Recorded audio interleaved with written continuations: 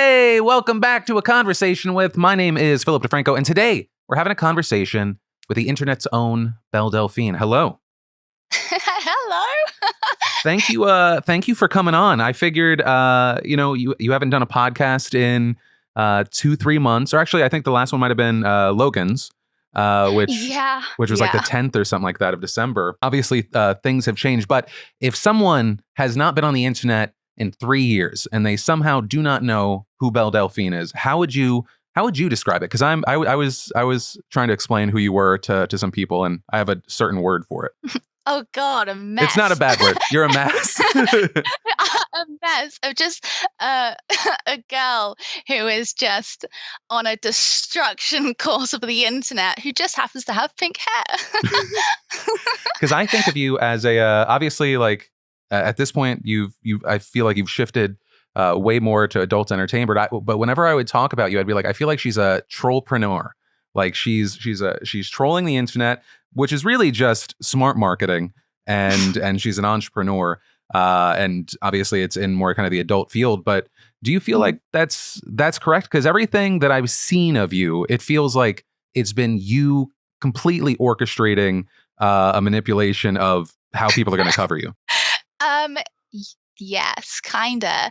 Basically, like, I've been on the internet as, like, anyone in my generation has since I've been very young, and so growing up on the internet, I always wanted to do, "Oh, if I had the power to, like, message this person or, like, gain popularity for this or, like, have a lot of people see something," I wanted it to be, like, jokey or funny or, like, pranky. Like when I was younger and like a no one on the internet, I used to go on Omegle and just do like random like pranks and stuff on people and just I don't know, see like try and gauge people's reactions and things just in my own spare time. And I guess like when you're just like anonymous on the internet, I'd always want to be like, oh, I wonder if could message this like famous person and see what they responded. And now that I'm like weirdly in this position, I feel in the same mind state. Like sometimes I'll just randomly message some like famous person that I like look up to or whatever and just send them something weird and random. And I wouldn't even think about it. I'll just send it because I'm like, wow, I can send it. And it won't be for anything apart from my own satisfaction. I won't post it anywhere. I'll just be like, wow, I can do this. What the heck? I'm going to do it. So it's quite bizarre even speaking to you right now. I feel like I'm speaking to like the radio person or something, like, because I listen to you in the morning, so it's like, oh, I'm just speaking to the news anchor right now. Yes, exactly. Exactly. No, whenever I see you online, I'm like, okay, this is good. I have my thumbnail locked down for the day, and it's usually not anything too serious, though. I think, you know what, I'm really fascinated. How have things been since, I guess we could call it your last controversy, which was like the Yeah. you posting on Twitter, kind of more of a bondage fantasy thing. Um, I mean, there's two different answers to that. There's the there's the thing where it got a lot of backlash, Hmm. and a lot of people had a lot of feelings about it. Um, and then there's this feels kind of bad to say, but there was a lot of positive things that came from Sure. it as well. Because obviously, being in the news is good. It's I mean, a lot of people have different opinions on like bad popularity is good popularity or something like that. Bad publicity. Yeah, Um, there's no such thing yeah, as bad yeah, publicity. Yeah. yeah, that's it. So I mean, marketing wise, it was kind of good. Well, that's what I was gonna. That's what I was kind of leaning towards, because the people that would potentially be offended by you saying perfect first date, and then it's you like tied up, and then there's like a kind of like a graphic sex photo. That's Mm, probably not the person that's paying for your OnlyFans. And if anything, it mm, feels like if I tried to come out with a book and someone tried to boycott me, I'd welcome that, because I can't even imagine the growth that would mm. provide me. And so when something like that happens, are you, as far as how that impacts you from a business standpoint, is that like a small bump? Is that like a all of a sudden you have 50% growth because of a controversy? Well, on the internet, I make a lot of assumptions. Hmm. And with these assumptions, I use my personal assumptions to try and gauge how people respond, for example. So, my assumptions are that guys don't really care about controversies at all.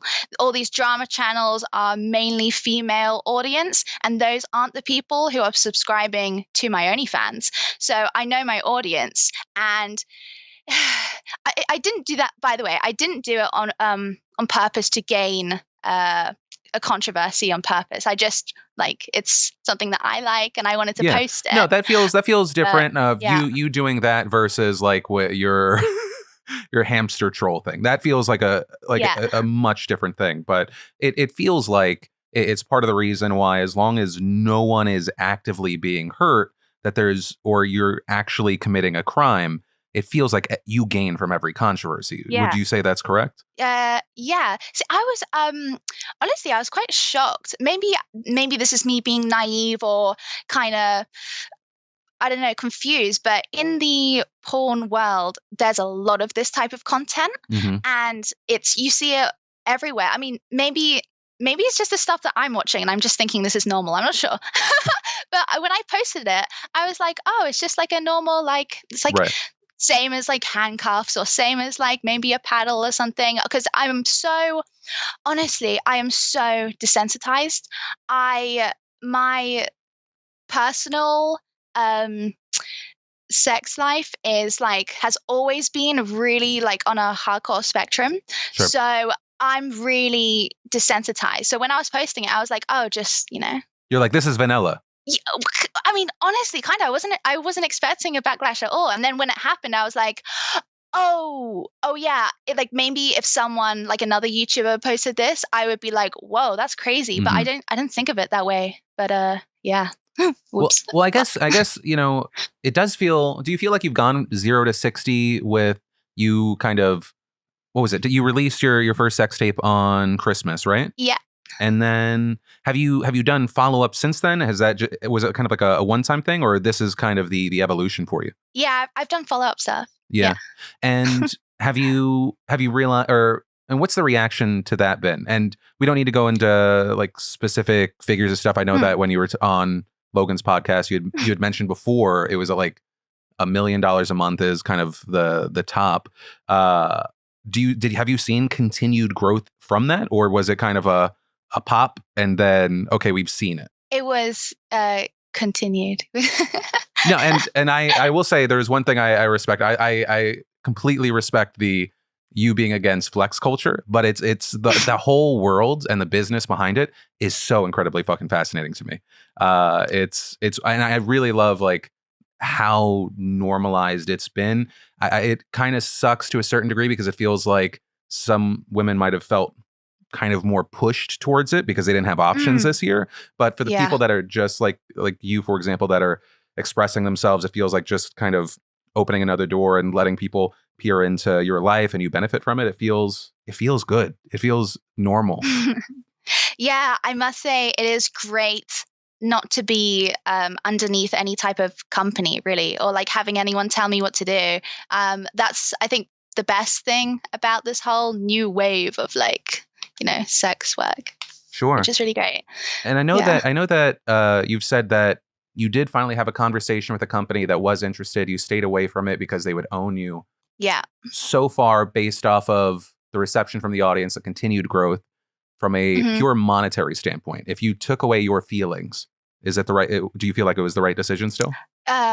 What, to like say no to it? To say no to that, because I don't know what that figure was. I know where you were and that it's continued to grow now. Yeah. But yeah, does it?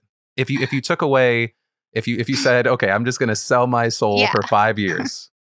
Actually, how about this? What would the number have been that would have made soul selling okay? Maybe. I was like, my number is 20. I've openly said this. If people on the internet hate me enough for me to go away, start a GoFundMe, raise $20 million. I'll go away. I'll go fuck off right now. I think maybe like 20, 30, something like that. You're like, you own me for $30 million. Got it. It depends, because it's like, I don't want to ruin my opportunity to be able to come back, or like, I think one thing is like if you sell yourself for an X amount, right? Sure. You don't want to look back and be like, if I had just continued, I could have made more than that maybe, Mm-hmm. and I would still have the rights over like myself and everything. For me, really, I just I hate all like the contracts, and I Mm-hmm. hate it's like you have to do this, and it's like I don't like feeling like forced. I think Absolutely. that's something I'm so passionate about, is being forced to do things is just so, yeah, it's not great, especially in the business world or in any other world really.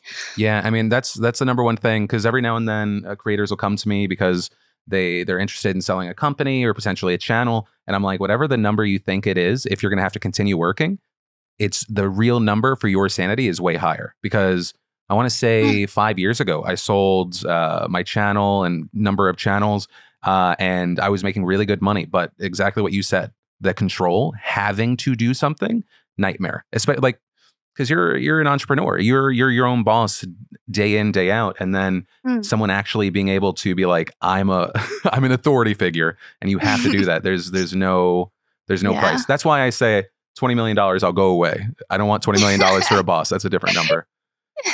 Yeah. Also, I'm kind of worried about like, what if something like randomly happens and I don't know, something bad happens and then I can't continue working, but I'm forced to. I'm kind of scared about that scenario Hmm. happening. So I'm glad that if anything, I don't know, bad were to happen in my life, I would be able to stop and no one would be shouting at me. Right.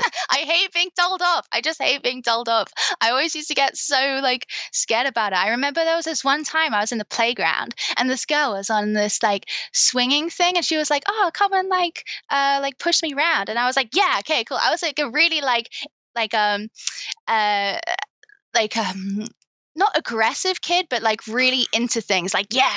So I was like, yeah, I'll like spin you around. And I just span her around this thing so fast. And her mum came rushing over and started screaming at me.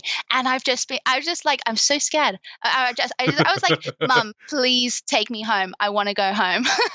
So sorry, I went on a tangent there. But yeah, I just hate being told off. I get it. I get that. Wait, so I mean, you're talking about you as a kid. Am I correct that you dropped out when you were 14? Yeah. What? Why did you? What happened there? I'm interested. Well, it's so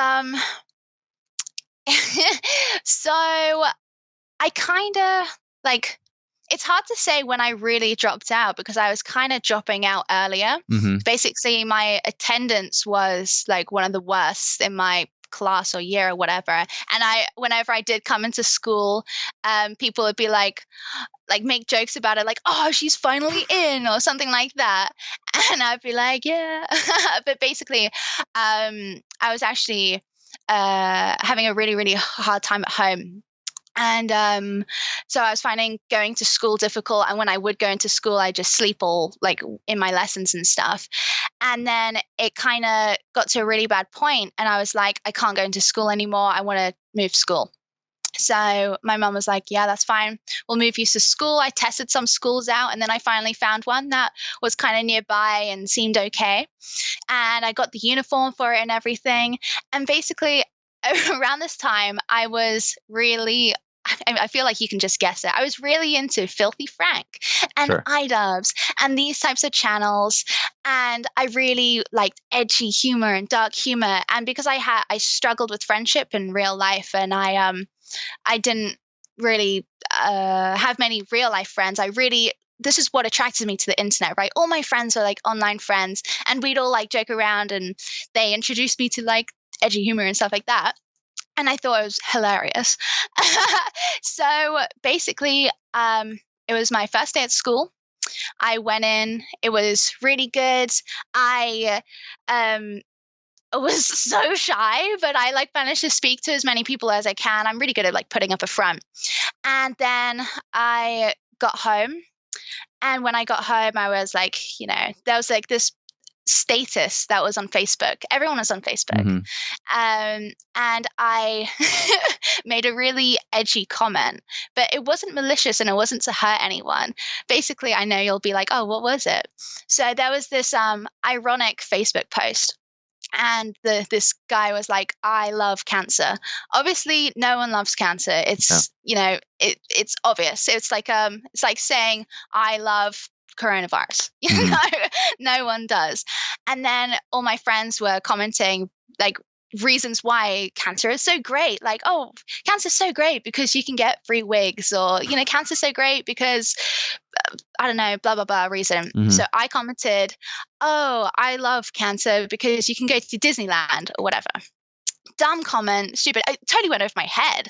And then basically, because what happens when you live in a small town, everyone sees everything, everyone knows everything. And my school that I left already had a kind of, there's this thing as school rivalry. When you like go to play football against another school and there's like this rivalry or whatever. So I already had this kind of, everyone didn't kind of like me already. And I could tell because I wasn't really a part of the school, really. And then I joined this new school and they didn't know me either. And everyone loves gossiping, right? Oh, there's the new girl in school and, oh, she's a bitch or whatever. And then basically the status went so big. Like, I'm talking small town, so big. There was a trend going around on Snapchat calling me Bell End, which is like it's like a insult in the UK. I'm not sure if you have it there.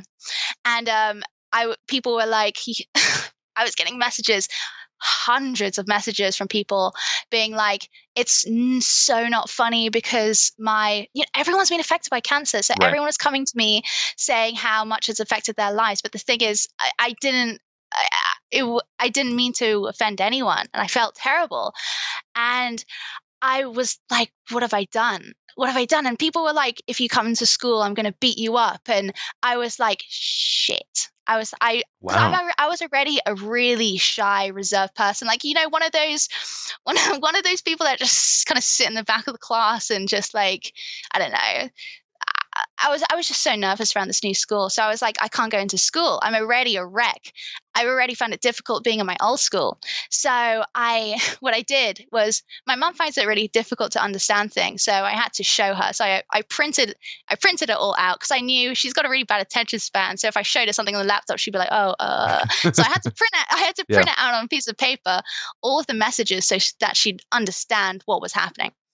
So I showed her and I was like, Mom, this was in the morning, and she was like getting ready to go to work, and I was like, Mom, you got to look at this. I can't go into school. And she looked through it, and then she like looked at the next page, and then the next page, and then the next page, and it just kept going. There were so many. I can't believe how big it got. And she was like, yeah, I understand. And she called up the teacher, and she was like, yeah, this has happened. So basically what happened, a lot of people think I lie about this because in the UK, there's a law it's illegal, and it is illegal, and your parents will get like fined, and there's even been cases of parents getting jail time for this. If you don't go to school. Yeah. If you drop out when you're under 16, I think it is. It's legal. You have to do it, or you have to register as homeschooling something. Sure. But I kind of got through a loophole because I wasn't registered at either of these schools. So I just went off the database completely, and there was no school that I was under or accounted for. So I just stopped going to school, and I just never went back. And then I moved out when I was 15. And then it's just been like a crazy, hectic journey.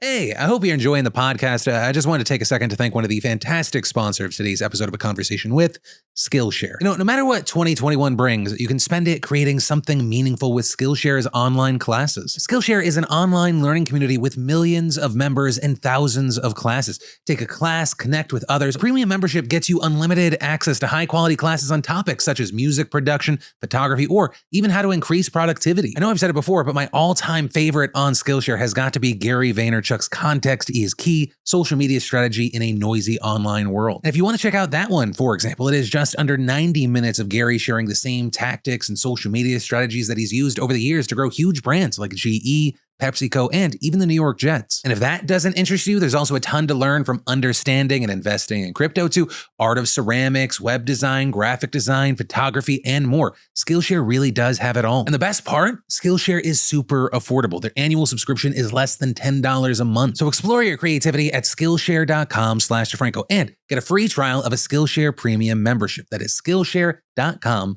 patreon.com/DeFranco. So yeah, go check it out. Enjoy it. Love it. And back to the podcast. Well, because so you get local community canceled, right? Which is what a nightmare.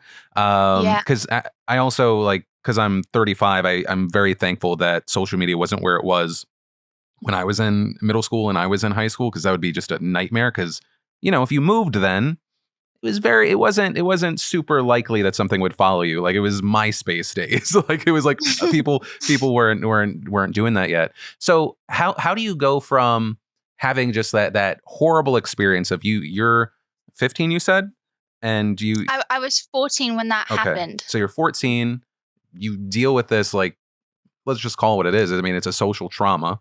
Right. And at what point do you go like, okay, I'm comfortable trying to throw myself out on the internet again? Or did it never stop and you were just like, and you just stopped going to school and that was the only change? It never, like, I never stopped being a part of the internet. If anything, this drove me like hard into the internet. Basically, what happened after this was I stayed inside for like several months because I had no friends in real life anymore. So I was like, I made an online community. I didn't make it. I just joined it. And then I managed to make some friends from it. And I went to visit them. And then I met one who lived in London. And then I met them for the first time. There was like this emo group where everyone was like emo and scene. And I was like, this is awesome. And then I met a guy there and he became my boyfriend. And then I moved in with him straight away. And so was that, so around that time, would you say you were around 17 then? No, I was 15. Oh, you moved in with someone when you were 15? Yeah. Oh, wow. Yeah. And so, okay, so I'm interested in this because most people, when they're talking to you, they ask that question. They're like, what does your mom think? Right. So everyone kind of knows the answer if they've watched your old podcast. What does she do? Are you comfortable talking about her? I'm really interested in this because she seems like this pivotal figure in your life. And whenever people talk to you, it's just like, does she approve? Which is like, I get it because the industry you're in, but, what was your relationship like? Because I know that you said your father wasn't really a part of your life. Was that always, or? So my mum met my dad when she moved to South Africa for like a modeling gig or something, and he works in like film and he rents out film equipment to people who film adverts over there because it's like really sunny there. Yeah. And basically they met, and my mum got pregnant really fast with me, and then my mum's visa ran out, so she was like, I'm pregnant and my visa's running out. I've got to go back to the UK unless we get married today. So they got married that day. Wow. In this like office or something. And then they were, I guess they like made a relationship or something. But I think it was probably, this is my personal opinion. Obviously, I don't know. I didn't exist. But I think it was probably like a young romance or something. I mean, they were both, I don't know. The thing is, my dad's like like really, really stern. And I think when you are I've spoken to quite a few people about this. Whenever I meet someone and they say, oh, I'm South African or something, I always ask like, oh, what were your parents like? And they always say like, oh, stern. And I'm like, yeah. There's really a thing with stern people in South Africa. I'm not sure why. But basically I was like, historically, they probably just didn't have time for the bullshit. And they were just like, this is what it is. Oh, they are so like cut edge. They will just say something. I remember going around even friends' houses and all their parents were so different to the ones in the UK. Yeah. UK parents at like school were so nice. They were like, oh, what would you like, sweetie? And stuff like that. And I'd be like, oh my God, this is like heaven. But back then, oh my God, they are so like straight to the point and stuff. And in some way I get good characteristics from that. And in some ways I got really bad characteristics from that. But their relationship was really, really rough.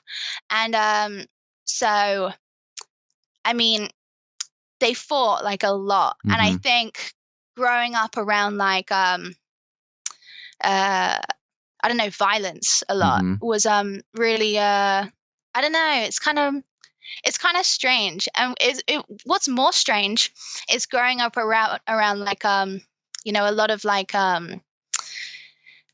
well, like alcohol abuse and like violence and stuff like that. What was weirder was going around your friend's house and seeing that it wasn't like that for like other people, and sort of coming to terms with what you're going through isn't like what everyone else is going through, sort of thing.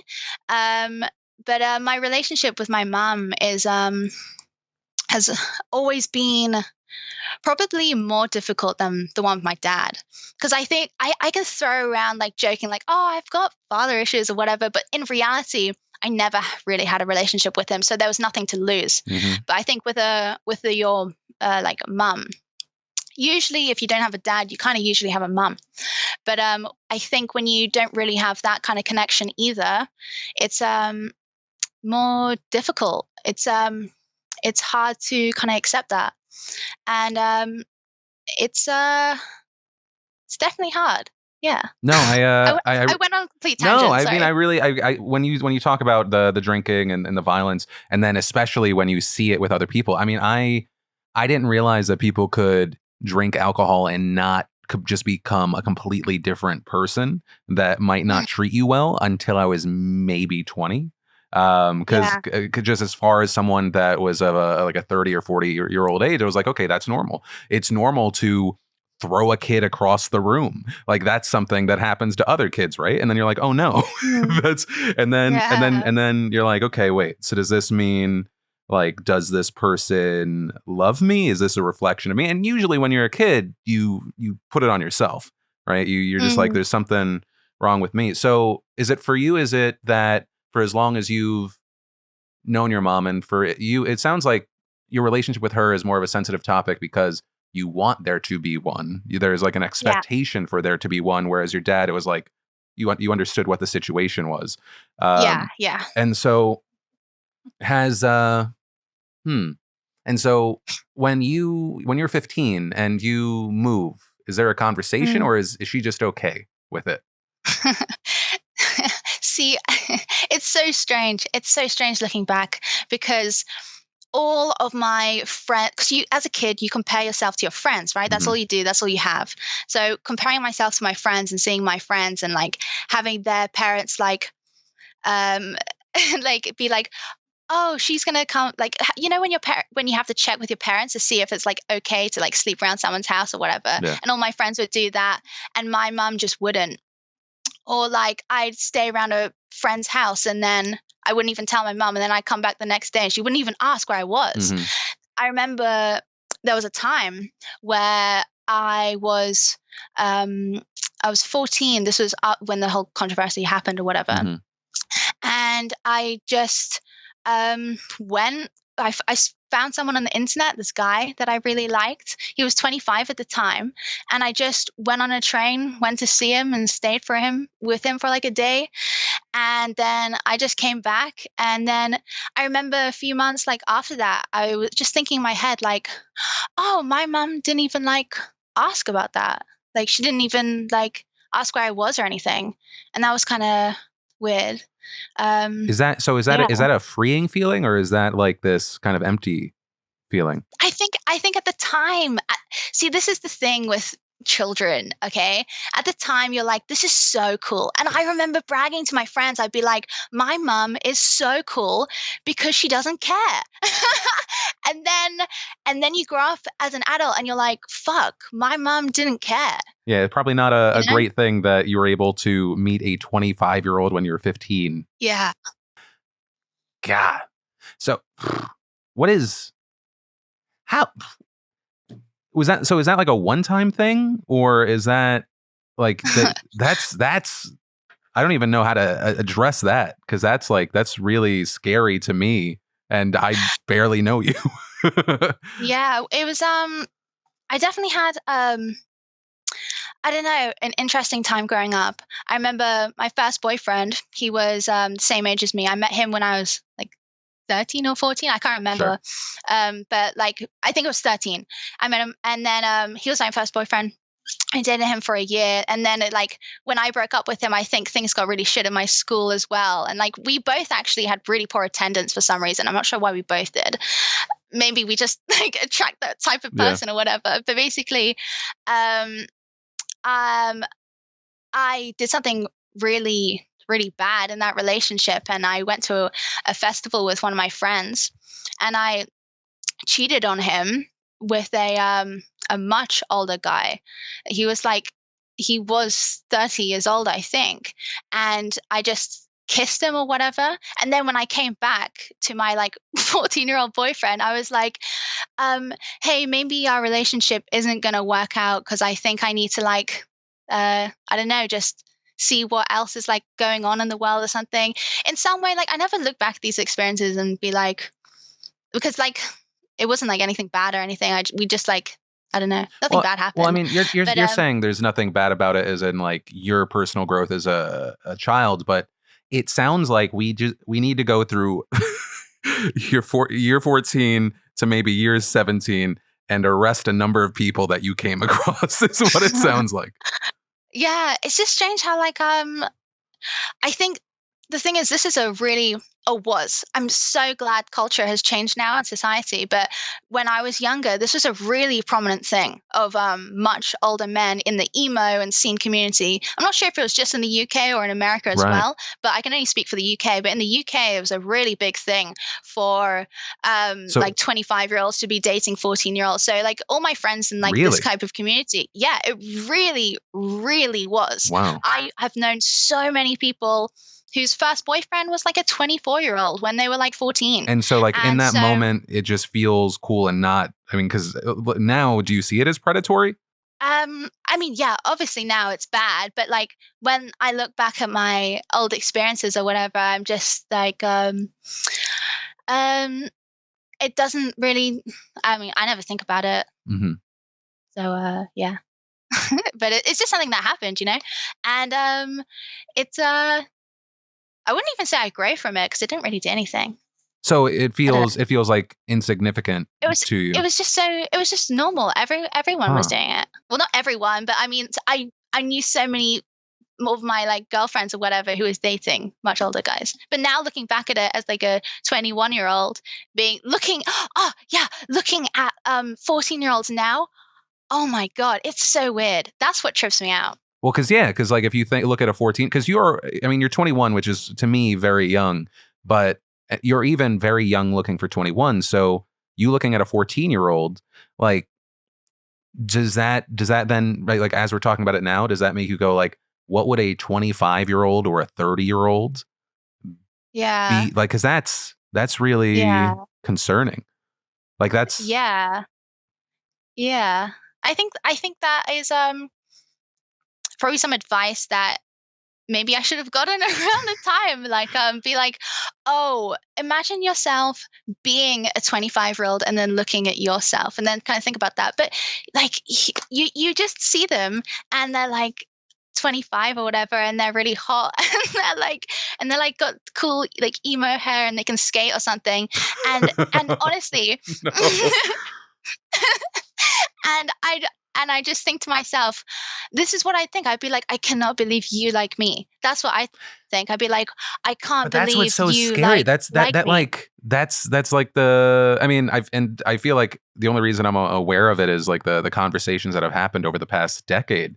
But that's you're specifically talking about the predatory power dynamic between someone of that age and a 14-year-old. I don't want to talk about you you're someone that, or something that is meant to be protected and fucking white knight. But if there is someone listening, I just kind of want to make it clear I don't think that's an okay situation, because that's I don't know. Yeah. I think it's very easy to talk about your own personal experiences very differently than how you would address it with someone else. If someone else was now saying that they're going through that experience, obviously I'd be this is terrible. There's red flags or whatever. But I think talking about your own stuff is kind of because it's you, and you can't really I don't know. It doesn't really it hits different seeing it on someone else, you know?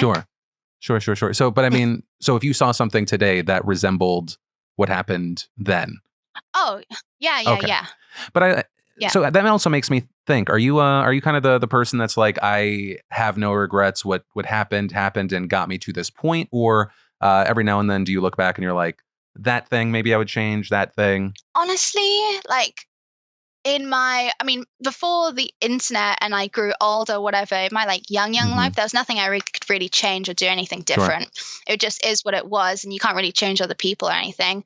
But I mean, growing up as an adult, maybe there are some things that I would change. I think, but then again, I wouldn't be in this position now. But there's definitely things that I wish. Like, I wish I could be in the same position, but be someone else. Like, I really just like, obviously my position now is great. Like, I did it. I got successful. That's amazing. Anyone could ever dream about that. But I got successful and a lot of people dislike me. And sometimes I look at people like all these new Twitch streamers coming up and everyone loves them and I love them, and I just wish, like, I see all their comments and they're all like, we love this person. And I'm like, oh, wow, that looks so cool. But that doesn't last forever. Like, it doesn't.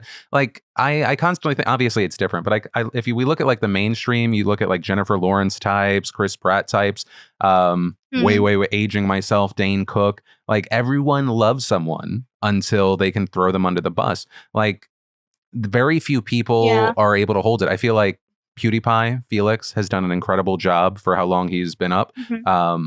But I think maybe even he's been more universally loved because he's been disliked by mainstream types, which just like gets you even more praise.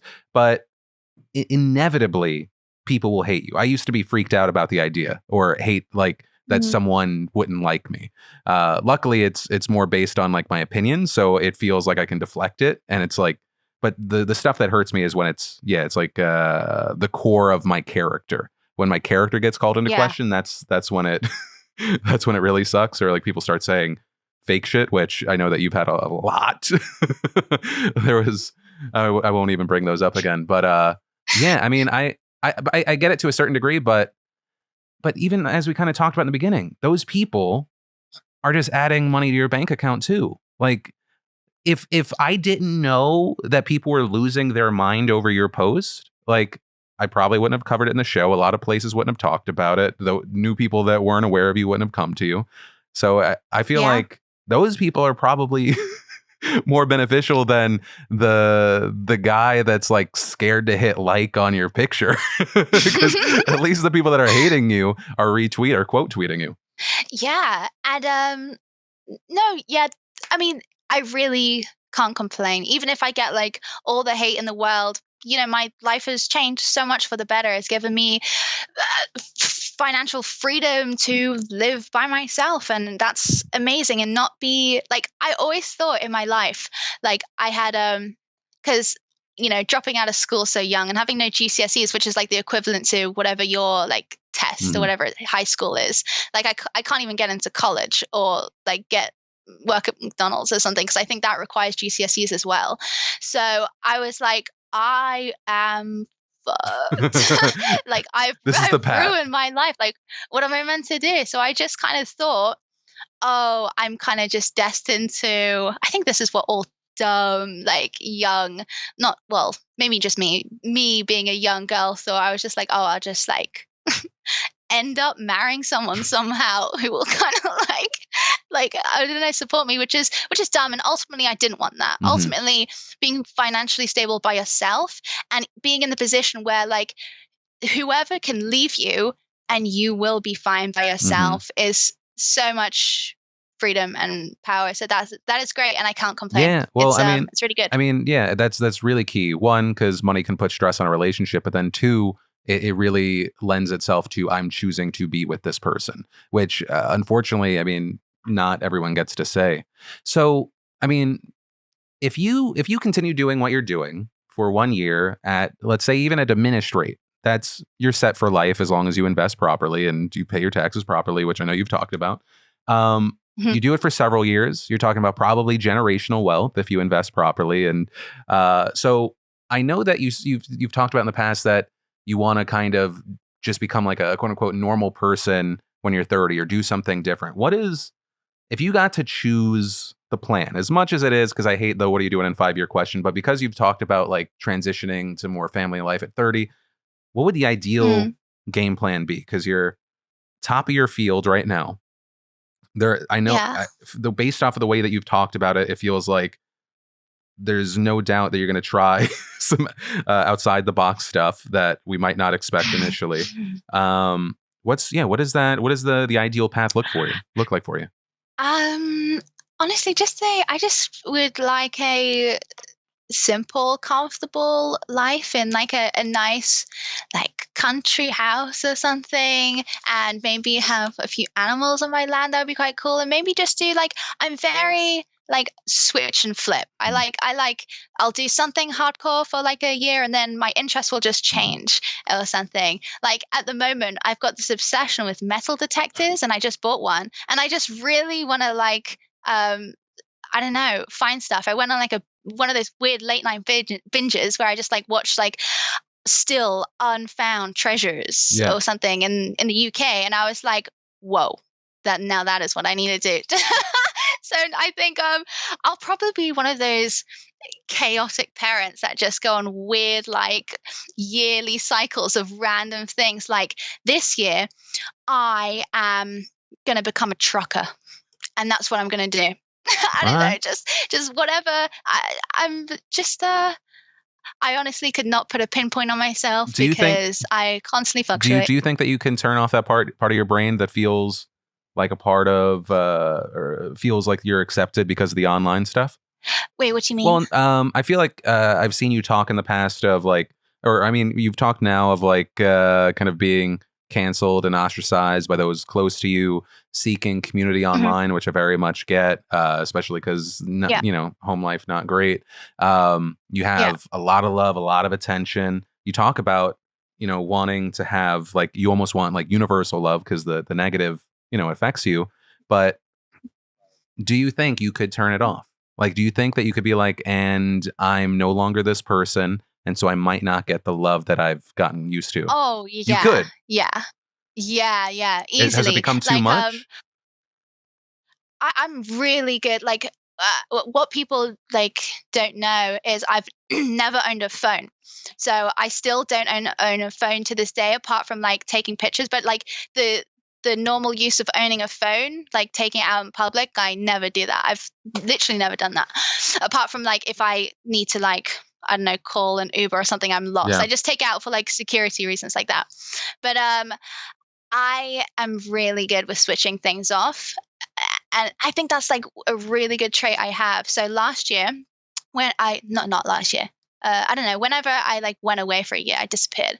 I just switched everything off.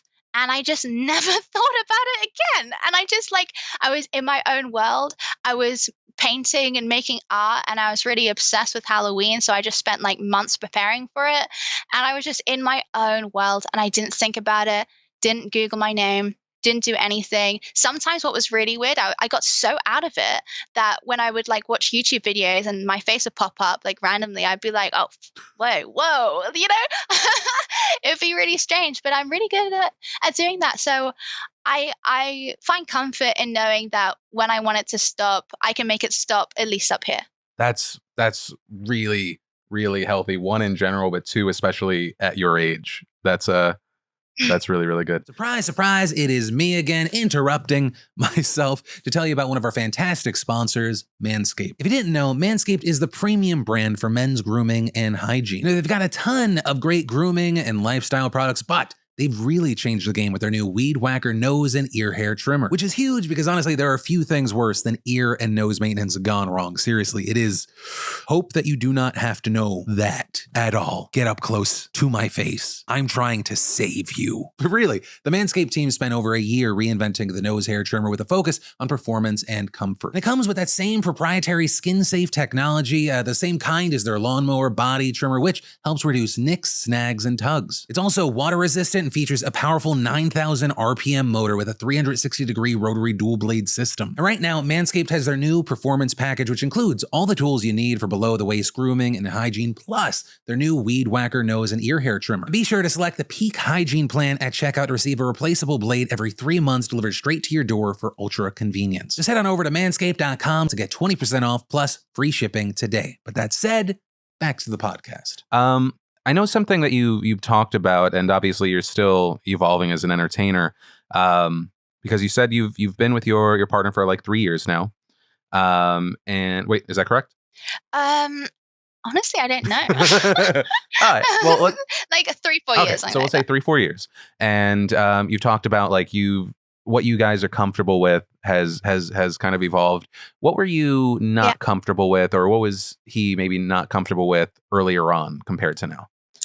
Oh my gosh, it's always been like at the beginning, I think was probably the biggest shift was when I was doing normal, like non-lewd content. And then when I first got into like lewd content, which is like wearing lingerie on the internet or like maybe showing like my side of my butt or something, that was actually, this is so weird to say, but that was probably the biggest step because we had the conversation about it. And I think he was kind of thinking like, oh, am I comfortable with this? I'm not sure. Am I comfortable with this? And he was kind of having that own conversation with himself.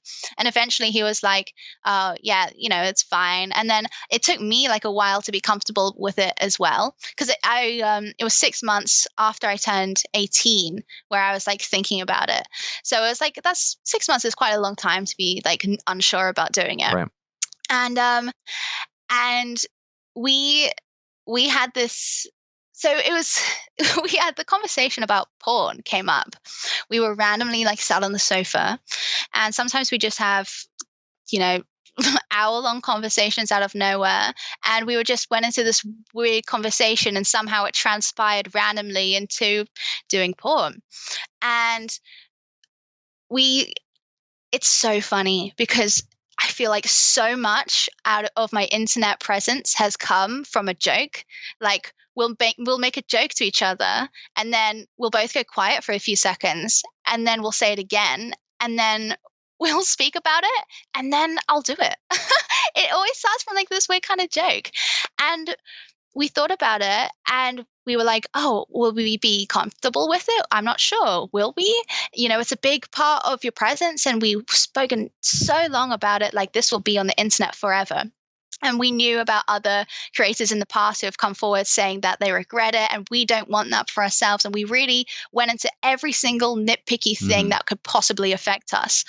And we were like, maybe this will be really difficult for us. So maybe if we ever do porn, we'll sell out, which is why we like the whole company thing came into thing because we thought we'll film it, we'll sell it to them and we'll leave the internet because maybe we'll find it so difficult to look at the internet and comments and things like that we just won't be able to bear it. But it's so funny because that was so different from reality. So when the company thing, when we said no to that and we were like, right, we'll do it by ourselves, it was so anticlimactic. It was like I posted it and I was expecting to have this really nervous feeling. And I was, I posted it onto my OnlyFans page and everyone was commenting about it. And I was like, now it was just a thing that happened. Yeah, it was like, okay, I feel completely normal. This doesn't feel any different to any of my other things. It was so strange. So it's so strange how me just wearing lingerie and posting on the internet felt so intense, and doing this big leap felt like absolutely nothing. It just shows normalization. What, going from lingerie to that obviously is an escalation, but you're already in that world, right? I feel like I was in it for so long. Yeah. And so what's the reasoning behind him being anonymous? I think there's just no purpose to showing his face, and if anything it just takes away because we were wondering if I come out about having a partner, are people going to be really mad at me? Because there are things there's probably some people, right? There were way less than I assumed. I thought I was going to get massive backlash because there have been girls like on Twitch and stuff that have been exposed for having a boyfriend, even though it's perfectly their right not to speak about that stuff, but they'll be exposed for it. They'll get huge backlash for it. And I was worried like, oh man, like I'm going to have to say it before we do this. And it actually went completely fine. I didn't really get any backlash from it, I don't think. But it kind of, I wanted my profile to still be about me. You know, I still want to try and be the girlfriend experience. And I think if you put a face to the guy, it can kind of take away from me in a really non-arrogant way. Just like, just in a, you know, I'm selling a fantasy on the internet. You know, I want to be your ideal thing. So even internet, though in your experience you're having sex with your partner, for the viewer, you're not having sex with that guy. You're having sex with a guy. Like just this less because it can put them off when they see their face. You know, I just want him to be in an a non-demeaning way, a kind of yeah. How the roles are reversed. Wait, so okay, you know, actually, so around this, obviously, it changes the dynamic now that he's participating. But I'm kind of interested in: did you have any thoughts on whether it be the specific situation or kind of the larger thing? Are you familiar with when iDubbbz came under fire because I guess his partner had an OnlyFans? Are you familiar with any of that?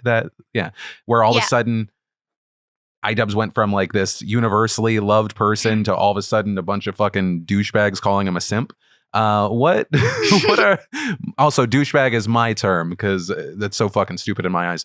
But what are your thoughts around kind of that conversation of the OnlyFans boyfriend being a simp if he's not participating?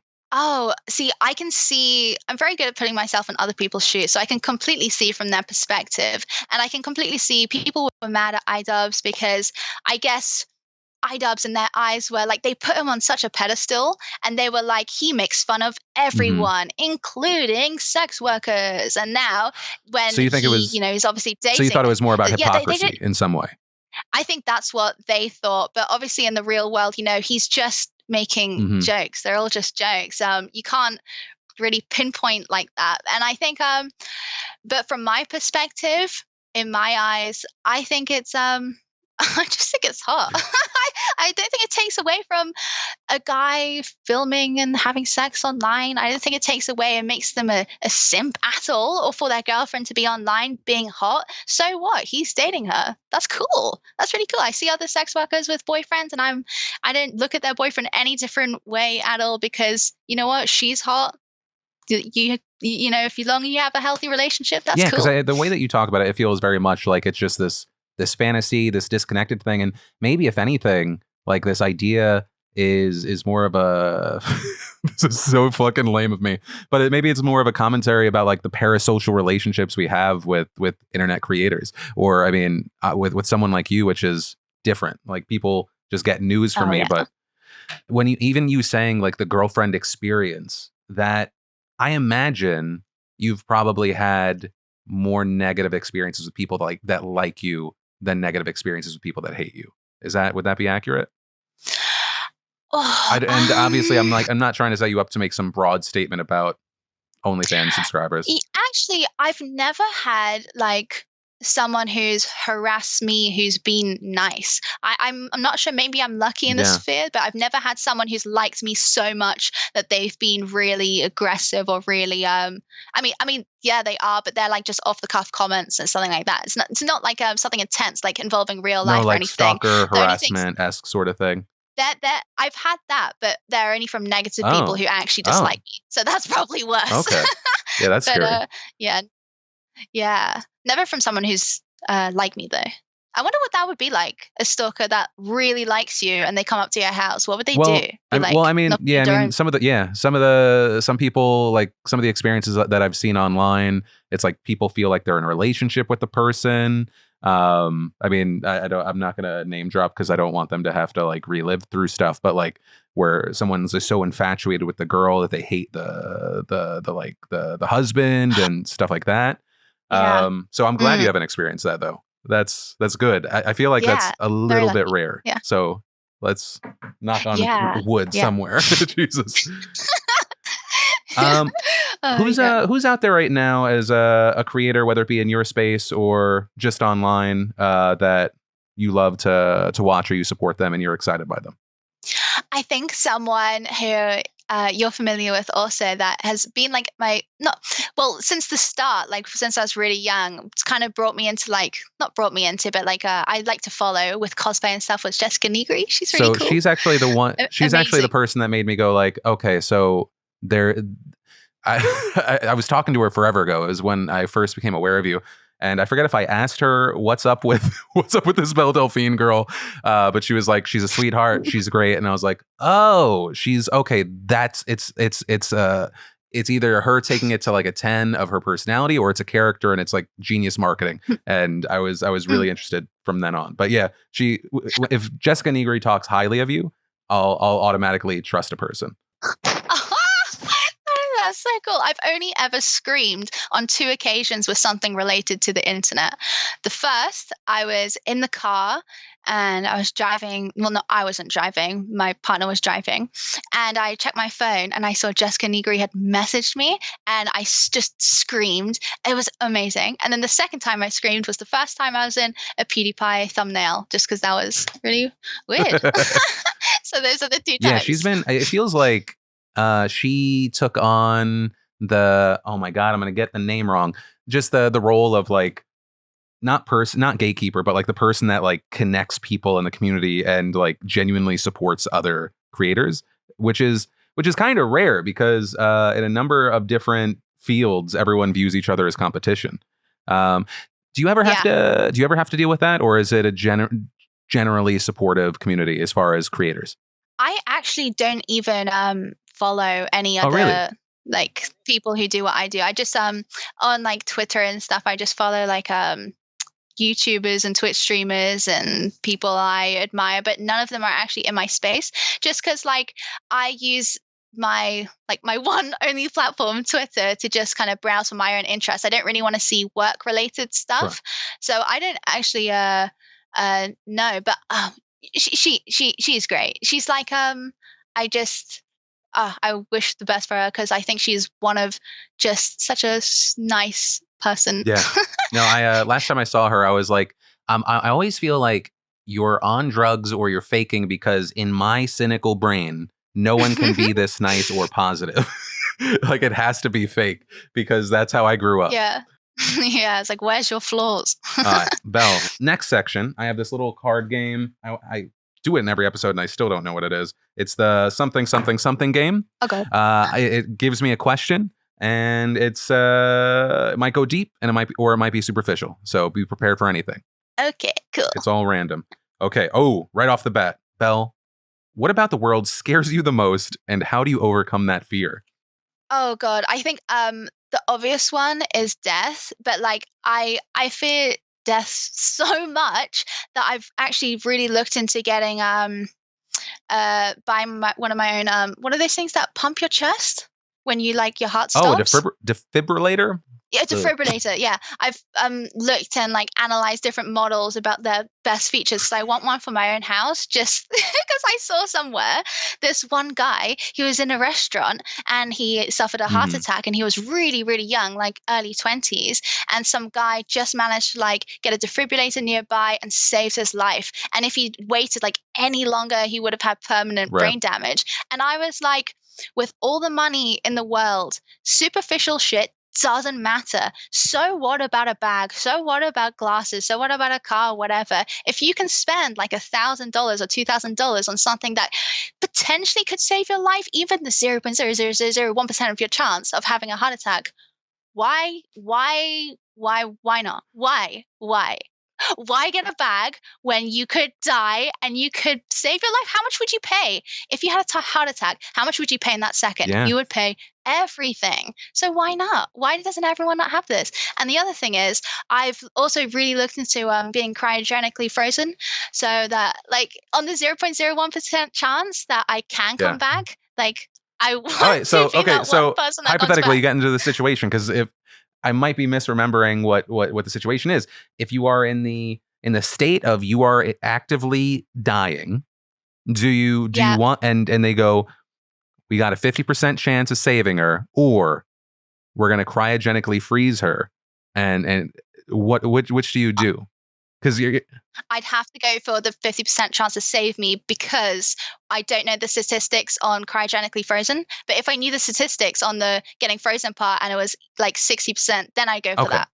Okay, what about if you're 50 years old? You've lived a life. Now you got to decide.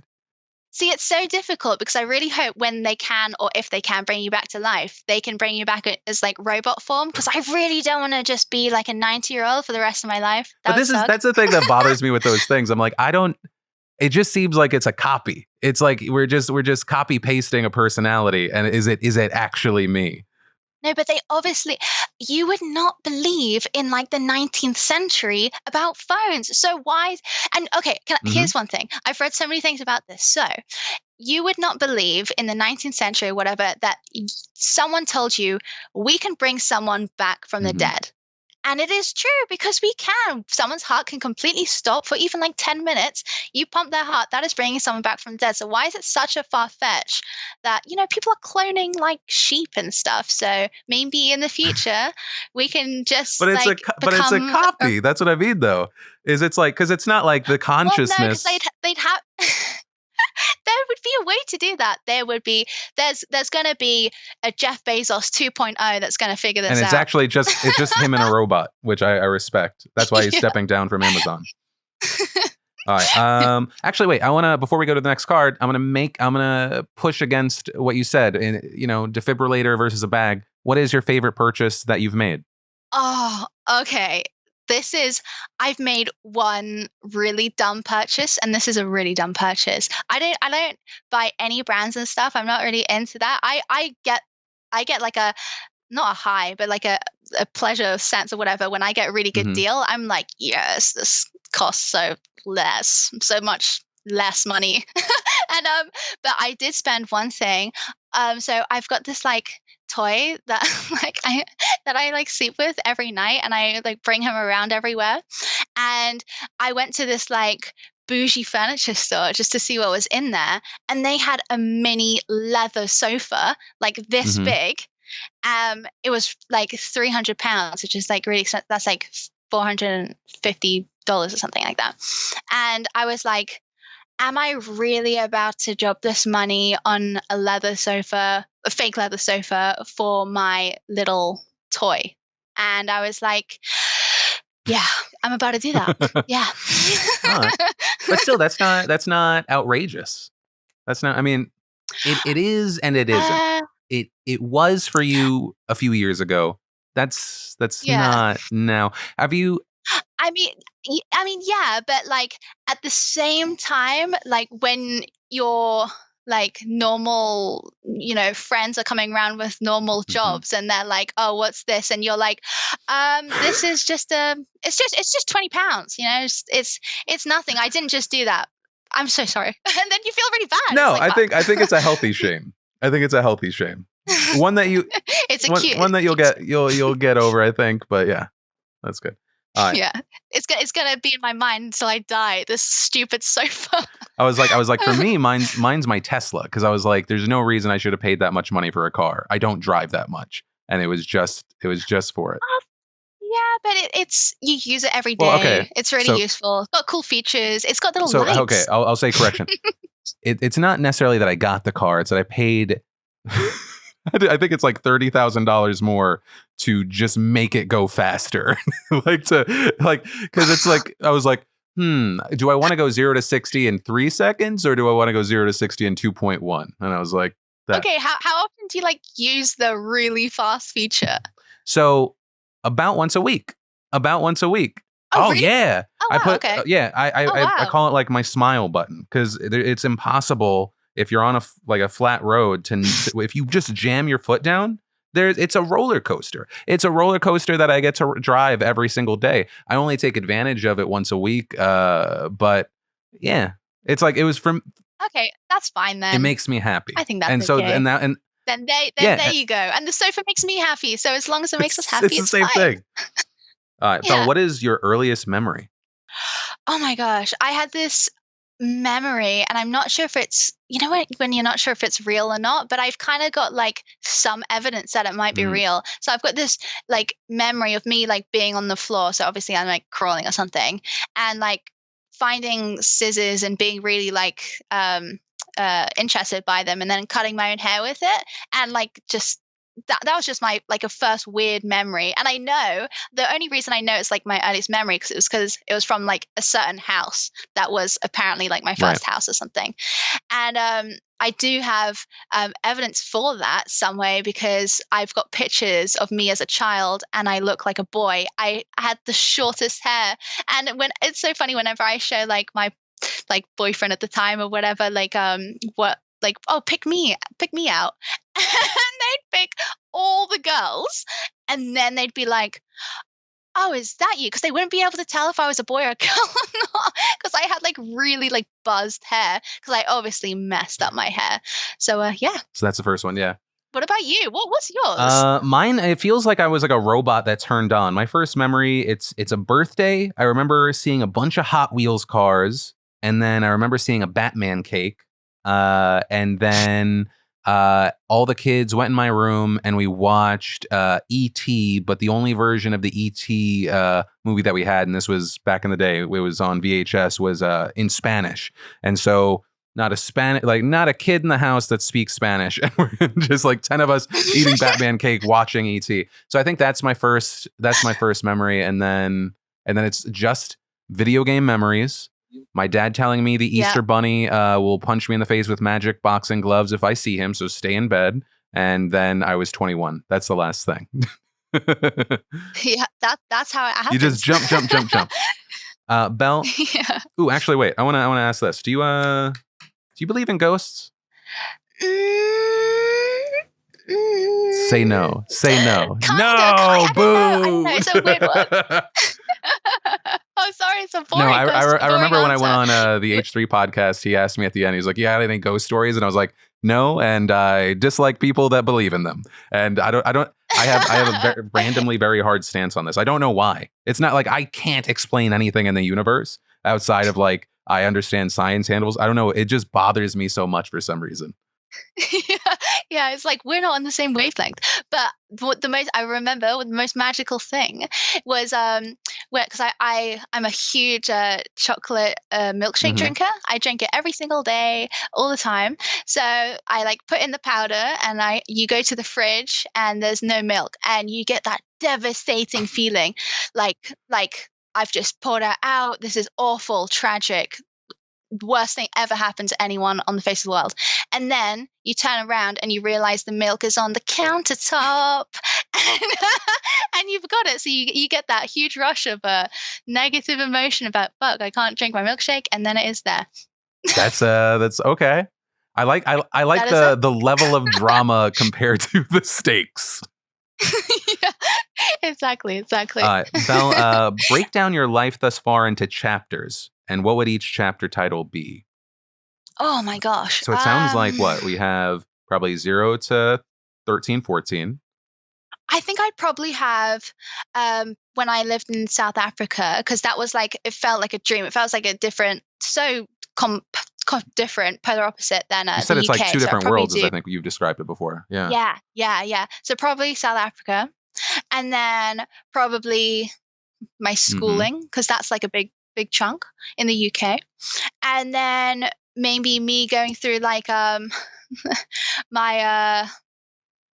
really confused phase where I'm like moved out, but I don't know what I'm doing with my life, and I've got nothing to my name, and I'm just like on the internet, but I'm no one, and everything is bad.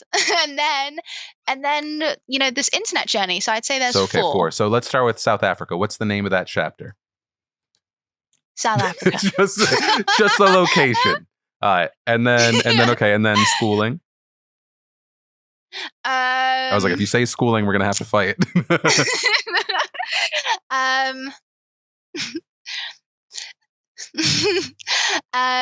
We could call it A journey to Oh, knowledge. okay. I was Some going to call it knowledge. cancer canceled.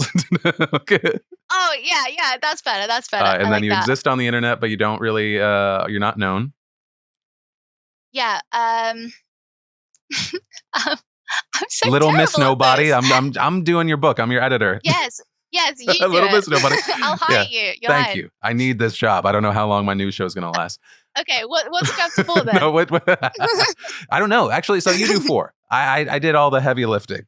You Oh, set a damn. location. You're fired. Okay. I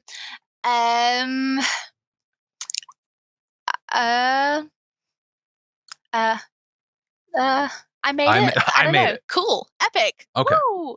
Party. I don't know. You're better. I have experience, but not really.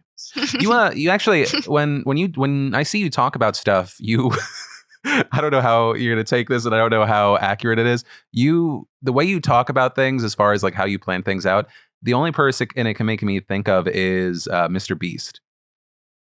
Right, Jimmy? Oh, what? Yeah, as far Really? as like how you talk about like the way that you game plan things, because a lot of like online creators in general, a lot of it's kind of chaotic energy. Like everything kind of just happens raw, or they like bring someone on and they plan it out. It seems like everything's your brainchild, and you've been like, right now, do you have like the next thing in your head that you're gonna do to either grow or to fuck with people? Kinda. But it's I mean, it will probably change. The thing is, with everything that I've kind of done online, I think about it and I do it the same day. Like pretty much all of like the stunts that I've kind of done, it was all like I thought about it. Oh, I joked about it. Then I thought about it and then I did it. So it's hard to say because I feel like at the moment I'm on a real like mind block. I think everyone's, feeling kind of low and shitty. And, as a mine, I'm just like that. My creativity is just plonked. So I guess I'll just wait until it comes back and then I'll think about something and I'll do it the same day. Well, because you don't, how much do you have to like stay on the treadmill as a creator? Like, are you having to output daily, or what's like a week look like for you? Yeah, I try and post like daily content. If I can't do that, I'll post like every other day or something like that. So I'll just like see, it's strange because when like my controversies or my things have gone quiet on the internet, I'm practically like dead because I'm not a YouTuber. Sure. I don't post content every day. And even on Twitter, I'm quite inactive. So it's quite easy for people to think like, oh, I'm dead. I'm not doing anything. But the thing is, I am like plummeting out content on my, OnlyFans because that's kind of like my main platform, I suppose. And so for you, is it usually kind of like a one-way avenue? You just posting things, or do you also, whether it be for OnlyFans or something else, are you like FaceTiming with people? Are you doing some sort of more direct? I've done like game shows before. So I made my own like I made my own wooden wheel and I got this like spinning metal device and I like screwed it in and you can like spin it and I put numbers all the side of it and whatever number it like landed on, people could like choose what it was or something like that. I just made up my own little game show that I did and it was like interactive and it was really cool. And there's like polling things so I can do like a poll and people can vote. So I try to keep it like engaging and fun and different like that. I'm gonna flip it on you for a second. Is there something you want to ask me? Oh my gosh.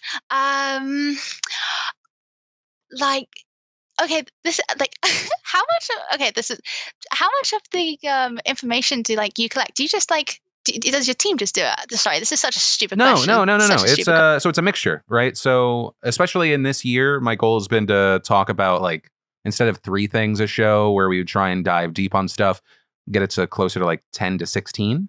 And so I end up screening everything, but the number of stories I work on from like beginning to end, and it's only me, it's only a few. Like I very much rely on the team to like, we start very early in the morning. A number of stories are selected. We split it up by sections.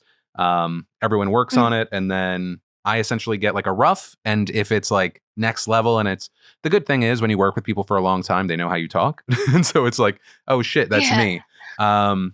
Yeah. But yeah, I mean, it's genuinely a group effort. So because otherwise, Yeah, that's great.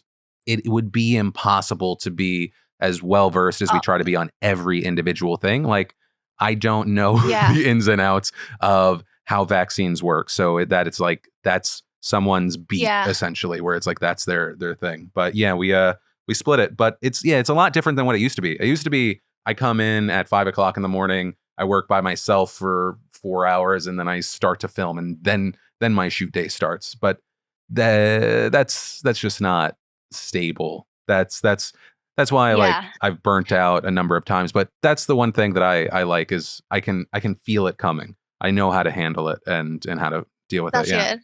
That's good. It's always good to kind of predict when you're about to have a mental breakdown, so you can kind of just like Yeah. lower yourself. Yeah, honestly, the most stressful thing is not me. It's feeling like I can't take a break because I'm like burning money because I have a team, and then they're gonna be worried like, what's Phil doing? So Oh yeah, it's so much responsibility on your end. Like if you don't want to, you can't just really like choose not to work for like 2 months because you've got like a tree of people. well, I used to be of that mindset of like I can't take any time off, but I always take a month off around Christmas now. And the thing that I've Yeah. realized, it's like it's kind of the benefit of YouTube not putting me in like recommended for people that don't follow me that often anymore, is like my audience is my audience. Mhm. There's like even though on any video it could do like 850 to 1.3, every given month there's about 4.5, 5 million people. And so I know Yeah. that, and all of them are watching at least one time a week. So it's like I know that they're Mhm. there, and that's the scariest thing for a YouTuber is like stopping, because I've been doing this for 15 years. I've seen creators stop for 2 months and their audience is gone. Like, Mhm. but What's so interesting about you online is even though you like swear just coming into like bastards. What do you say? You oh, say good morning, sup, you bastards. beautiful Yeah, bastards. stop, you beautiful Yeah. bastards. Yeah. Even though you say that in like the first 3 seconds, I still like think of you as like family friendly. Well, these days, yeah. I mean, I constantly have to like, especially when I'm getting judgy in my videos, I have to constantly think back to, okay, what kind of asshole was I when I was 24? Okay. What I was like, what would I do? And then I do some moral math. I'm like, well, it's 2021. People are communicating more. But yeah, I would say I'm the version of myself that I like for the past 2 years. Which is Oh, that's which has great. happened. Yeah. But I think when I was 25, I probably liked myself then, but I was an asshole. Because my show back then, right? My show back then would have been like, Belle Delphine posted a photo, blah, blah, blah, and then you'd be like the thumbnail, and then maybe I'd say something that bordered on like super misogyny, and I was like, and that was content. Yeah.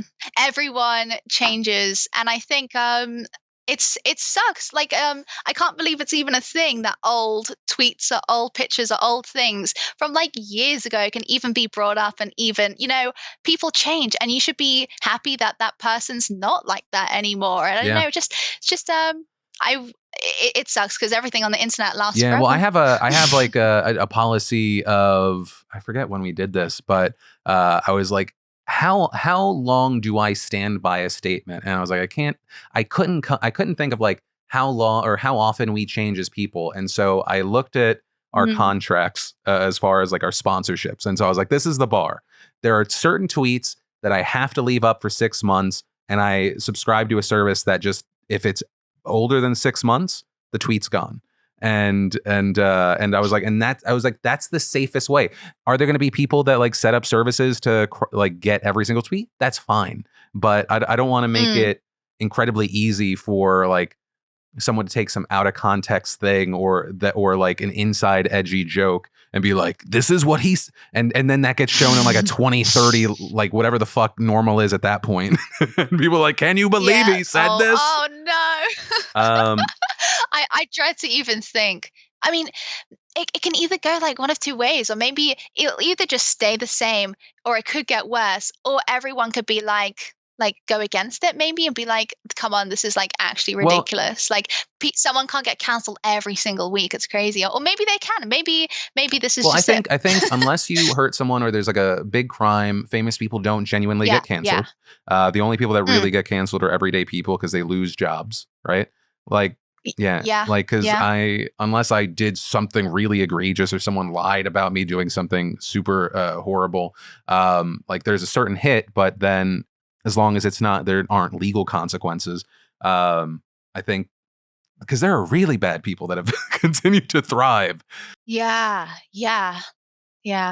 Hey, beautiful bastard. Time to pay some bills for a second and thank one of the sponsors of today's episode of A Conversation With, Public, and more specifically, publicdefranco.com. You know, if you're looking to invest in the stock market, no matter how big, no matter how small, I highly recommend Public. I personally switched over to Public myself recently after I was not too happy, let's just say that, with one of their competitors. And with Public, not only did I get all the tools that I wanted, the information that I wanted, but Public also makes the stock market social. It turns out it's really awesome and helpful to share and learn ideas with a social community of investors. When I say any amount of money, I mean that. They have fractional investing, which, if you don't know, allows you to buy stocks in small slices. That way you can, for example, get some Tesla stock without having to drop almost $1,000, which also allows you to have a greater variety of stocks than you would otherwise be able to with the money that you have right now. You can start small, invest $1, $5, $50 or more, and own fractions of all the companies you love, all while at the same time having zero commission fees on standard trades, which is huge. And made that much better by the fact that if you sign up by going to publicdefranco.com, you will receive a free stock once you open an account. It is a win-win-win. They know I sent you, they pay me, you get free stock, we all celebrate and have a tea party. I don't know why I said that. Publicdefranco.com. Go, because honestly, the best time to start thinking about your future is today. What's your sleep schedule like, internet person? Oh, terrible. This is like morning for me. I woke up at 4 p.m. Oh my God, that's like the dream when I was 18. Are you kidding me? It's terrible because you wake up and the sun's gone and you're like, this is my life now. It's not that bad when you're doing that. Like I only feel sad when it's like that time of year where I would come in, and it was more during like the political season, but I would come in and the sun would barely be out and I'd go home and the sun was going down and I was like, I hate this. I had flashbacks to when I was trying to pay my way through college and I worked night shift. I was like, no, this is how I end up killing myself. That's what happens. Yeah. Oh God, it's so depressing. So it kind of comes back to something at the beginning when we were talking about your mom. What's your relationship with like drinking or any drugs or anything like that? Did it kind of push you away from it? Or if I know that you talked about kind of like the emo scene, I don't know how rampant it was there. In the emo scene, it was like massive. Everyone was day drinking because we all met up during the day, like in the middle of London. And we actually got like told off by loads of people because we'd like congregate in parks and there'd be like 50 of us, right? All like hardcore, like there'd be emo people, there'd be scene people, there'd be metalheads, there'd be goths, you know, all this like alternative types of people just day drinking and getting like belligerent and awful in these like public tourist parks. So we'd get like kicked from one place to the other. And then eventually we found this like graffiti tunnel underground where the floor was wet and sticky and dirty, and we'd all just sit in this dark tunnel and they'd all drink. But I actually didn't drink until I was like 19 or something like that, because I was so, I was so against alcohol and I never even tried it. And I was always like that one straight edge person that would be at a party and they'd be like, oh, go and try it. And I'd be like, no, sorry. And it was so bad that my boyfriend at the time, I'm not sure if I should say his age, but Belle, are you going to tell me another story about some guy that's in his like late 20s and 30s again? No, he wasn't in his late 20s, but he drank, and when we started dating, I was like, I'm really sorry, but I can't drink you. I can't drink you. I can't date you if you drink. And he really surprisingly just stopped drinking for the entire time we were together for 2 years, just completely cut it out. So that was really good for him. Well, not good for him, but good for me. Good for me, and I was thankful for him to do that for me. So for you, why do you think it was important that you didn't partake? I think there's a lot of things that just make me feel uncomfortable. Like certain things will tilt me, like the smell, or just seeing someone change. Well, I don't mind if it's like other people or friends or whatever, but when it's someone close to me, seeing them even be slightly different, or their lips will move in a different way, or their eyes will like flicker in a certain way, or just like start to like make me panic. So I couldn't do it. And that was until I met my my current partner, and I got older and getting into a new relationship. I was like, right, let me try this again. It's not feasible for me to, punish somebody else for a problem that I have to. I mean, I'm not forcing them because they don't have to be with me, but I think that's quite a big ask, especially for, a young, 20-year-old or something. So I just had to suck it up. And something that actually helped me was when I first tried alcohol myself, and I, got a different perspective of it, I guess, because scientifically you can't help but enjoy the feeling. So I think it psychologically turned this fear I had into me feeling it myself and being like, maybe I can accept it because it makes me feel good. I don't know. So wait, so you tried it, and so do you still drink every now and then, or it was it? Yeah, yeah, occasionally, yeah. And for you, it feels like you're still in control, because it sounds like some of the things that you're saying, control and stability, are like key things that you want in your life. Oh yeah, definitely. Is there any aspect of your life at this point that you don't have control over? Because you're now in a position of success where you get to control all the levers.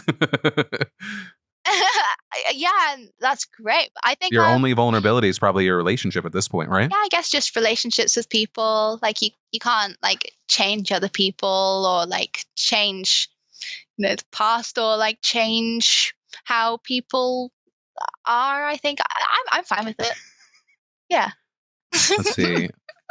I think one thing that's definitely like prominent in my life though is the fact that I definitely like my partner helps me out with everything, like across the spectrum. Definitely like I don't think I could actually, like, all my partners actually have done this. They've like completely taken me under their wing, sort of thing, and helped me out with everything. And like it's probably filling in some gaps. Filling in some gaps. How do you mean?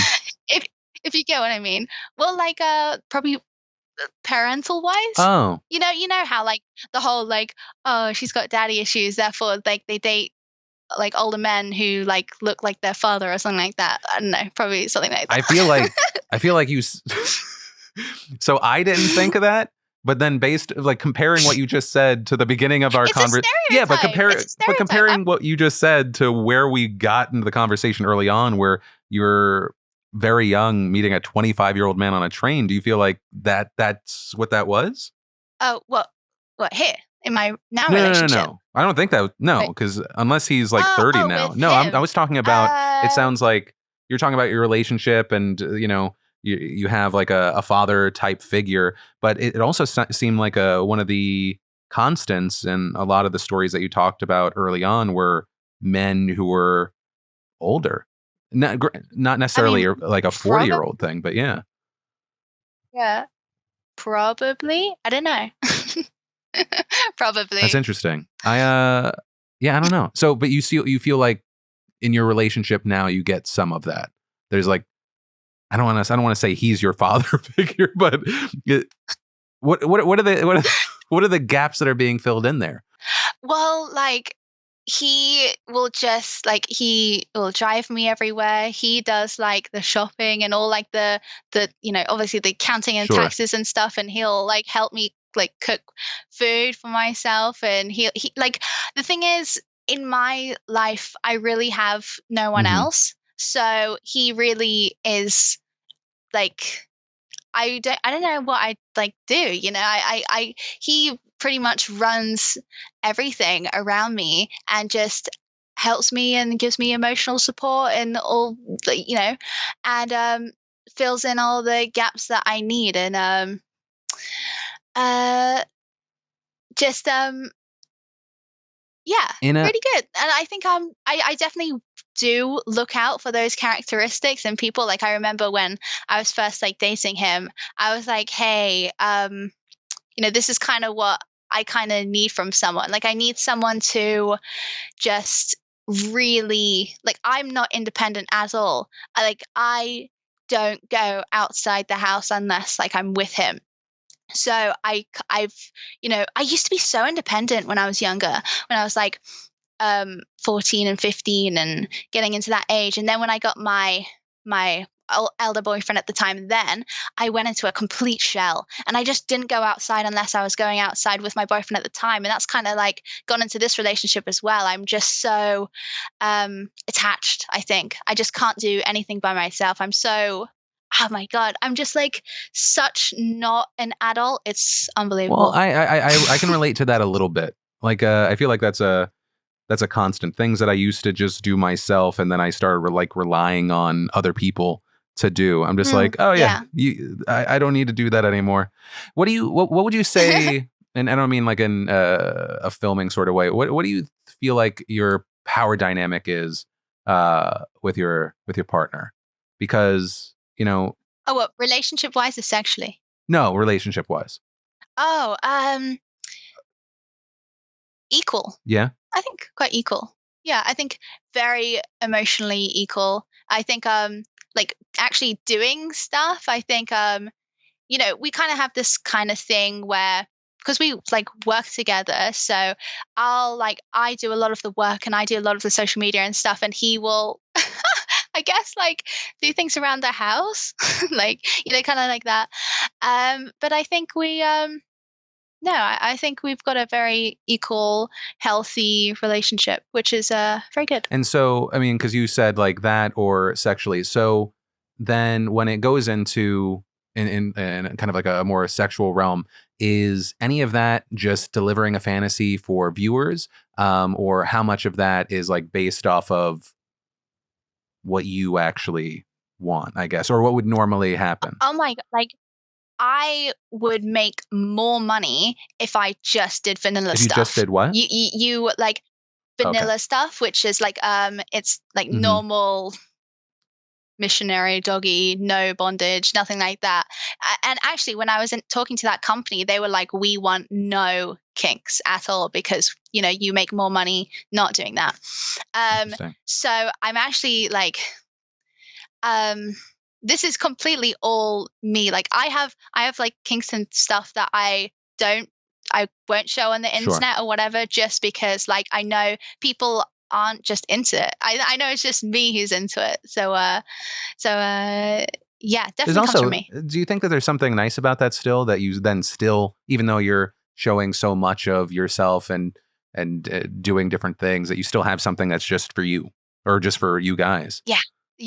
I mean, filming porn and having sex is so different. I think one thing is, I think people say you're a normal like internet influencer or something, and you want to release an album of you singing. People will expect you to be Mariah Carey singing, because if you're not good, people will just slam you and hate you. But if you're just a normal Facebook profile and you put a cute video of you singing kind of badly, everyone will be like, yes girl, Yeah. go queen, Yeah. you're so good. But the thing is, when you're like so high, people will expect you to be the best, and people expected that with my porn. They expected me to be a porn star. But the thing is, I'm not a porn star, and filming sex is different to just having sex, because when you're having sex, you don't care about how you look. You don't care if you're scrumpled up in a ball and you're like tummy rolls, or like you're pulling an ugly face, or like you're spitting everywhere and you got like loads of stuff everywhere. You know, it's passionate, it's dirty, it's intimate, and it's beautiful. But with porn, you know, everyone's got their insecurities. I want to be seen in the best light. And I think that does take away from it, because it comes across as not entirely genuine. And it's just, porn is very hard to shoot, because it's you're very conscious about there being cameras in the room. So I'm not sure what people expected, really. I literally made it so clear that this is. Oh, did you? So did you get a wave of like, this isn't a level that I expected? Is that what you're saying? I trended on Twitter because I posted a teaser video of me. Is this the giving my partner a I don't, how much can I say? No, you're fine. Okay. Of me giving my partner a blowjob and I put like Pickle Rick over his dick to like censor it, and I put it on Twitter, and I trended on Twitter because of how bad I gave it. Everyone was like tweeting at me and replying saying Belle Delphine gives the shittest head, or like, I know I can go to bed happily tonight because I know I give better head than Belle Delphine, or whatever like that. And it's like, this is I've lost. I'm out. Right. So did that make you nervous about then? Because did you release that before you released the full thing, right? Or no? Or was that the push to it? I can't actually remember I can't remember the timeline of it. But because the thing is, I remember it just well, I remember seeing the Pickle Rick thing, which actually, so that's a question. Is it ever in your head that whoever you're talking to has like seen you in this doing porn, and then that maybe changes the dynamic at all, or no, not at all? Oh, what, talking to in real life? Well, I guess, yeah, sure. In real life versus like the online personalities that you've, talked to. Like, so you talk to a lot of people on, a bunch of different podcasts and stuff like that. Oh. And then, like I think this is probably like the first podcast you've done since you then did porn. Like, so the next time you talk to those people, they've possibly watched it. So does that change anything in your head? You're like, no, it's essentially the same thing. No, it really doesn't. It's maybe it's because I'm not insecure about it. So maybe I didn't think about it. Maybe I'm like missing hints of them being uncomfortable about it. But the thing is, I never bring it up, even with like real life people. Belle Delphine is something I never speak about. Sure. We never speak about it. So it's just not because it's like an off topic. It's just because it just never really comes up. But with online people, I think it's so normal. I don't know. And I think it's just like, oh, it's Belle Delphine. It's what she does, Well, I was interested because, I mean, whether you're talking to someone online versus just like a regular person, someone that's way closer. Because for me, I used to go about everything, and obviously I'm completely different field, but I used to go about things like, I'm just me, doesn't matter, fuck everybody, I'm comfortable with myself. And then in the past 2 years, I've had to deal with my kids' friends' parents. And so it's just like, oh, these are such a weird dynamic. And so it's just like, oh shit, this is a person in the real world who is actively Googling me. And it's not just in my head, because I know that like my wife's gone to like the mom like hangouts, and there are like certain people that are nosy that like super snoop on Instagram and Google and everything like that. And I'm just like, shit. Like I was like, every time I go down, and obviously it's kind of the same realm, but different. Every time I sit down, I don't know what they've seen. And so, and sometimes I don't know, for me, that's been weird to navigate. Not hard, but weird, just different.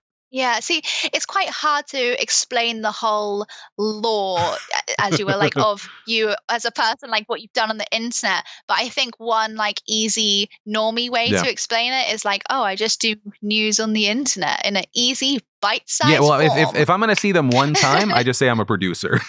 No one fucking like, what do you do? Oh, news stuff. Oh, okay, we're on. A little everywhere.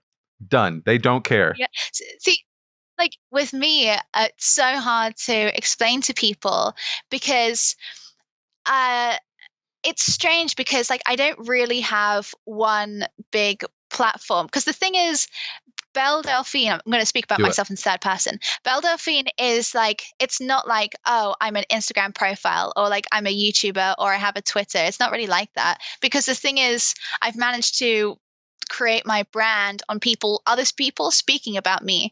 So a lot of people know who I am, but I don't really have one kind of place that I kind of congregate. Like, it's not like I'm a YouTuber or this or this or this. I guess it could be on my OnlyFans or something. But the thing is, it's so hard to explain what people know me for because it's like, it's so, there's so many just little bits of things that I've kind of done on the internet to get people talking about me.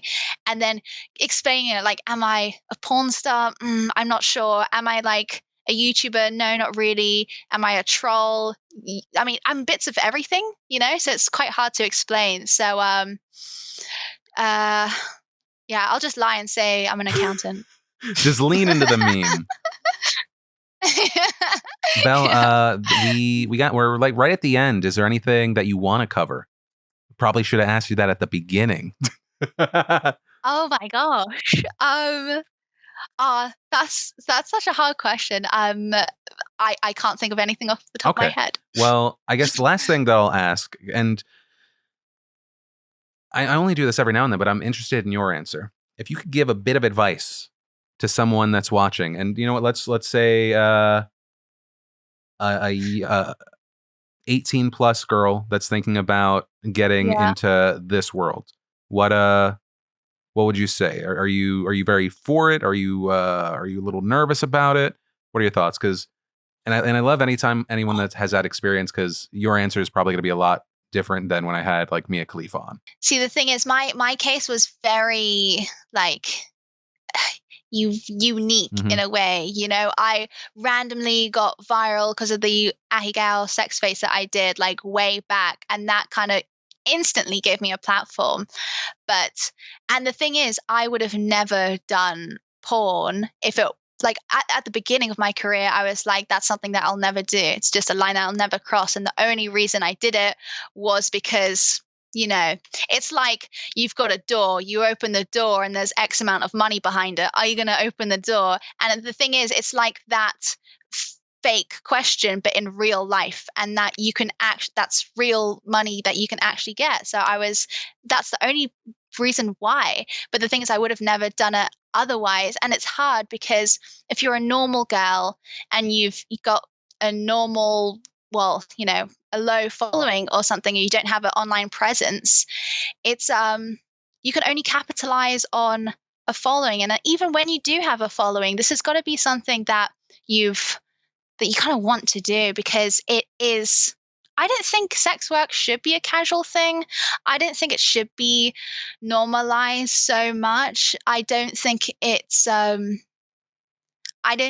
should be such an easy job to get into, because it's there's so much more that you can do. And the thing is, it's not a long-term job.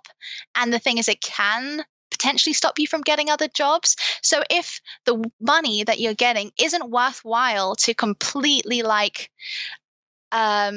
really have an impact in your life, and it's just a normal wage job income, honestly, I probably don't think it's worth it unless you really enjoy it.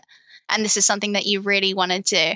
I just think it's I've had like normal friends come up to me and be like, I'm really want to make a OnlyFans account, and I'm just like,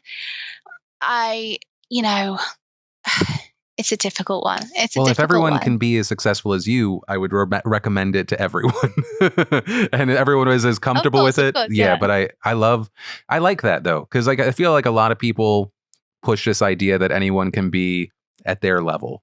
and like not Yeah. really touching on, not only are you like really good at marketing yourself and you're taking advantage of a really unique moment, but it's not something that you can easily replicate. That's right. That's the reason why like we know your name and we don't know a million others.